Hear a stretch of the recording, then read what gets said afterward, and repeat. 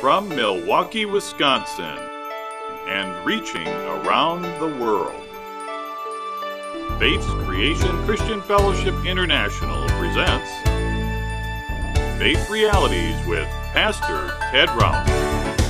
Join us for a time of anointed preaching and dynamic ministry.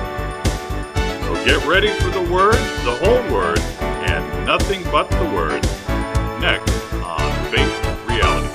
A lot of the church world thinks God's part of the problem. But God is not our problem. Praise God. 1 Peter 5:8, be sober, be vigilant, because your adversary, the devil, as a roaring lion, walks about seeking whom he may devour, whom resist steadfast in the faith. Now even that passage right there shows us that God don't want the devil harassing us, because it tells us to resist him. Amen? So God's not sending the devil out to do his dirty work and then telling us to resist the devil. Some people think along those lines.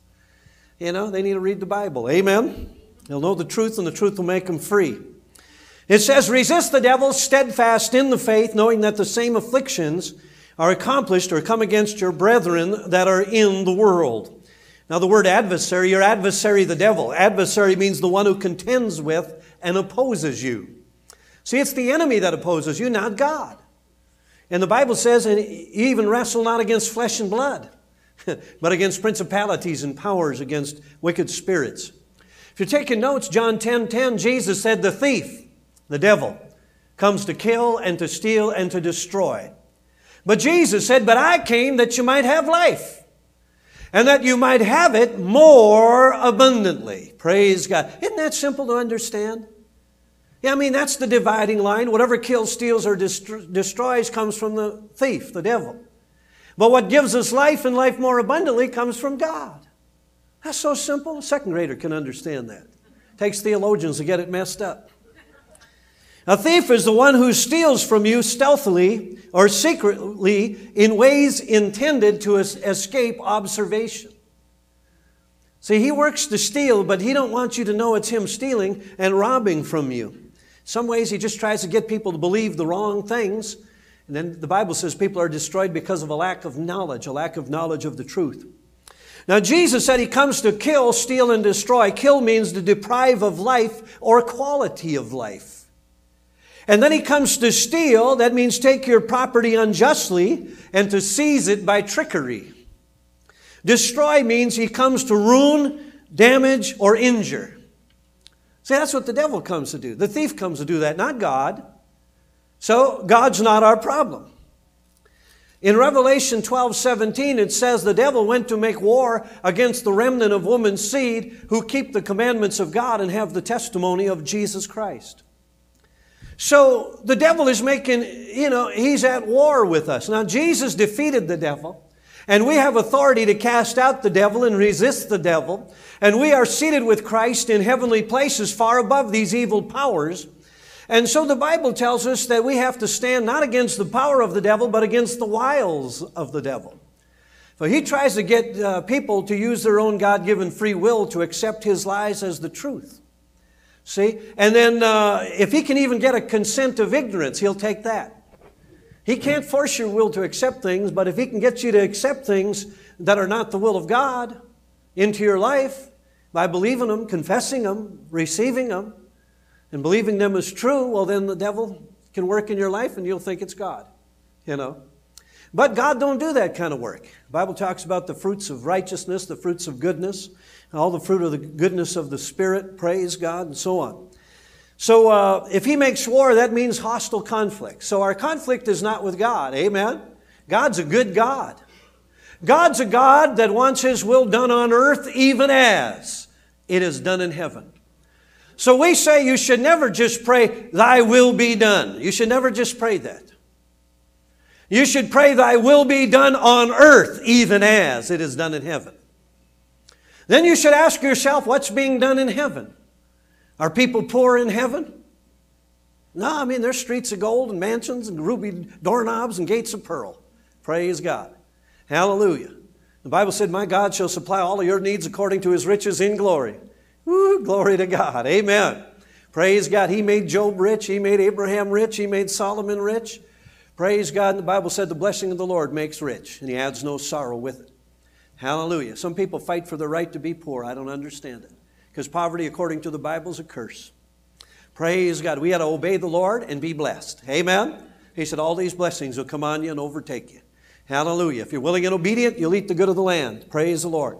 And then if we were to go up into heaven, as we've said before, do you think there's hospitals and asylums up in heaven? Because people are having nervous breakdowns and, being messed up. No, there's not any of them up there. If you were to ask the angel, why is none of these things up there? They'd say the will of God's being done up here. Praise God. Well, Jesus said, go back to the earth and pray thy will be done on earth, even as it's done in heaven. Praise God. If you'd ask that angel, is there any sin being committed up here? They'd say, no, God's will is being done here. Then you can go back down on the earth. Lord, thy will be done on earth, even as it is in heaven. You know what his message was? Peace on earth, goodwill towards men. Praise God. Not ill will. He said, praise God, love works no ill to his neighbor. Praise God. No injury at all to his neighbor. God said peace on earth and goodwill. You see, there's two kingdoms, and Jesus in Matthew 12 talked about kingdom against kingdom. There's a good kingdom and a bad kingdom. There's a good king and an evil king. And these two are contrary the one to the other. One kingdom blesses, the other kingdom curses. One kingdom brings life, the other brings death. One brings health, the other brings disease. The Bible says in Hebrews 2:14 that Jesus partook of flesh and blood so that through death He might destroy him that had the power of death, that is the devil. The devil's the one that brought about death. And the Bible says in 1 Corinthians 15:26, the last enemy that shall be destroyed is death. God didn't start death, God brought life. The enemy brought death. So Jesus is the Prince of Life. Now let's go over to James, the book of James, chapter 1. Praise God. We're just making it known that God's not our problem. Gospel means good news about a good God. Amen? A good God who, when He saw everything that He had made, He said, behold, it's very good. In its original state, praise God, everything God made is very good. Hallelujah. And He changes not. Some people think He changes a lot, but He changes not. He's the same yesterday and today and forever. Praise God. He's always going to be the same. Hallelujah. James 1:13. Let no man say when he's tempted, I am tempted of God, for God cannot be tempted with evil, neither tempts He any man. Now the word tempted is tempted, tested, and tried. Praise God. Let no man say when he's tempted, tested, or tried with evil, that God is the one who's behind it. It says, let no man say that. So anytime evil temptations, tests, or trials come your way, don't blame God for it. You should never get mad at God, because God's the good God. If you have to rebel, if it's just something in you that makes you want to rebel against the devil. Don't rebel against God. God loves you. God cares about you. He's the one that the Bible says is a very present help in time of need. Well, if He's a present help in time of need, He couldn't have caused the need. Amen? Because he'd be fighting against himself if he's the one that caused the need, and then He's trying to help you out of the need that He Himself caused. But it says, let no man say when he's tempted, tested, or tried that God's doing it. Let's go down to verse 16. Do not err, my beloved brethren. Every good gift and every perfect gift is from above, and comes down from the Father of lights, with whom is no variableness, neither is there any shadow of turning. Now this means He doesn't vary from this. There is no changing in God. There is no shadow of turning. The Father of lights only gives the good and the perfect gifts. He gives the things that pertain to life and godliness. He gives exceeding great and precious promises, the Bible says, so that we could escape the corruption that's in the world. Obviously then, He didn't cause the corruption that's in this world, because He gave us promises to escape them. And He says His divine power and His grace is given to us so the weak could be made strong. Praise God. So He don't want people weak. He said, let not the inhabitants say I am weak. He don't want us weak. He wants us strong. He said, be strong in the grace that's in Christ Jesus. Be strong in the Lord and in the power of His might. Praise God. My grace is sufficient for you, for my strength is made perfect in your weakness. Praise God. So put your trust in God. Amen. You see, He wants His will done on earth, even as it is done in heaven. You know, that's so liberating, that's so freeing to know that God's not the one behind the thing, that everything's going along good and God's going to come pull the carpet out from under you. Isn't it good to know He won't do that?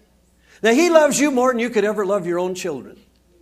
If you, being capable of evil, the Bible says, know how to give good gifts to your children,